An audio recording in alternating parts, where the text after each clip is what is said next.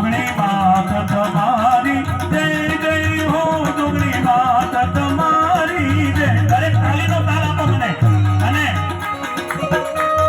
આપણે પ્રાથમિક શાળામાં ભણવા જતા ત્યારે સાહેબ આપણું નામ કે આપણો રોલ નંબર બોલે ને આપણે હાથ ઊંચો કરતા તો આ આપણી હાજરી પુરાતી.